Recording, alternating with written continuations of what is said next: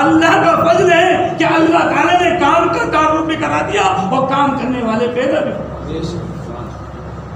اگر یہ اللہ کی تائید نہیں ہوتی تو کیسے ہو جاتا؟ جی. اور اللہ کی کلی مدد ہے. اگر کوئی سے کچھ شک ہو جا کے دیکھو. ہمارے بھائی کچھ ساتھی بیٹھے ہیں میوات کے اندر. ابھی ہم 2 مہینے لگانے گئے تو 2 ساتھی 3 ساتھی ہمارے میوات میں 20 دن کے لیے چلے گئے. 27 سال کی جماعت. اللہ کا فضل ہے, اللہ کے راستے میں چل رہی ہے. اگر کسی کو شک ہو, کوئی یہ کہتا ہو یہ جماعت والے اپنی بنانے کے لیے لمبی لمبی پھینک دیتے ہیں کیونکہ شک والے تو ہلاک ہو جائیں گے. یہ فرمایا جو بات یقین کے ساتھ سنیں گے وہ تو ایمان والے, اور جو شک کی بنیاد پہ سنیں گے وہ منافقین ہیں, اور جو انکار کریں گے وہ کافرین میں سے.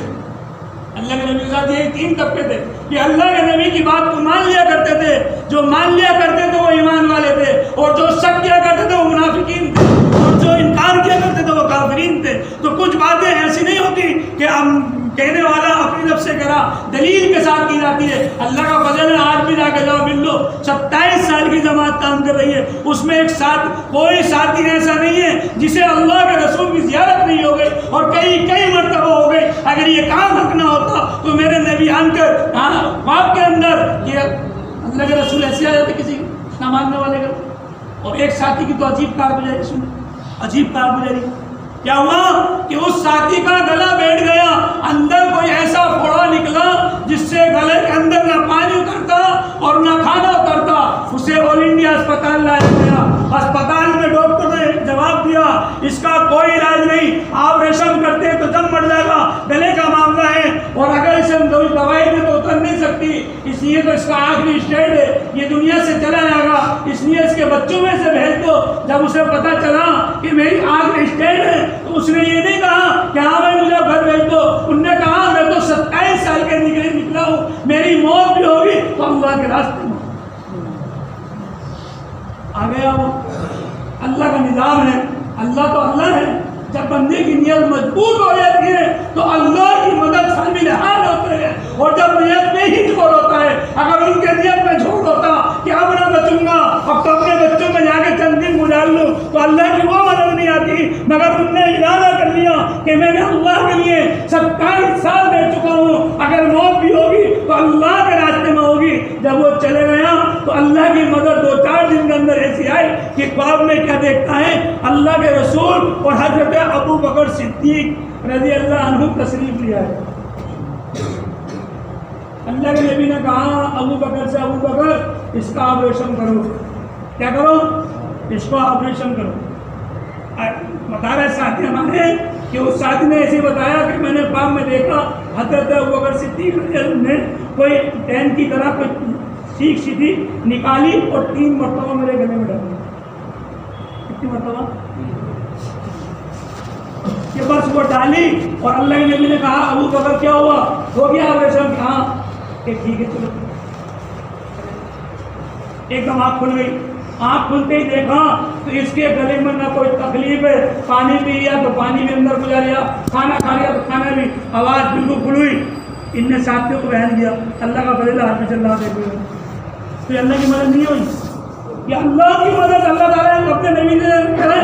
ارے نبی جی دیکھو ہم کتنی دلیلیں پیش کر دیں, جو ماننے والے ان کے لیے تو ایک دلیل کی بھی ضرورت نہیں ہے, اور جو نہ ماننے والے ان کے لیے 100 دلیلیں بھی پیش کرو گے تو وہ نہیں مانیں گے. اس لیے تم غم نہ کرو, تم اپنی جو اپنے آپ کو ہلاک مت کرو. ہم چاہتے تو آسمانوں سے ایسی دلیلیں پیش کر دیتے, ایسے ہم وہ اتار دیتے, بولتے یہ آٹومیٹک مجبور ہو کر سب کے سب ایمان پہ داخل ہو جاتے. مگر ہمارا یہ جو ہے دستور نہیں ہے, یہ ہماری عادت نہیں ہے. ہم تو دیکھنا چاہتے ہیں کہ تمہاری بات کو ماننے کے بعد بغیر کسی دلیل کے میں نے بتا دو کہ ہم نے اللہ کے رسول کی بات کو مان لیا, اللہ کو مان لیا بغیر دلیل کے. اور اس کا ایک واقعہ لکھا ہے, بڑے ایک امام تھا, اپنے بڑے اماموں میں, ہاں بڑے اللہ والے تھے. آخری وقت آیا تو شیطان دلیلیں پیش کر رہا, دلیلیں اور یہ ہر دلیل یوں فرمایا 99 دلیلیں ان نے سوال رکھے اور 99 دلیلیں دے چکے تھے, مگر آخری دلیل تھی. شیخ کے مرید تھے, شیخ کو بھی الہام ہو گیا میرا مرید کیا ہے. یہ وضو کر رہے تھے, وضو کرتے کرتے میں انہیں الہام ہوا کہ تمہارے مریدین کو شیطان دکھ رہا ہے اور وہ 99 دلیلیں دے چکے ہیں، مگر وہ دلیل پہ دلیل پر لگا جا رہا ہے۔ تو انہوں نے فوراً وضو کرتے کرتے ادھر کو رک کر کے کہا، ارے بے وقوف، اس سے یوں کہتے ہیں ہم نے اپنے اللہ کو بغیر کسی دلیل کے رب مانا ہے، ہمیں کوئی دلیل کے نہیں،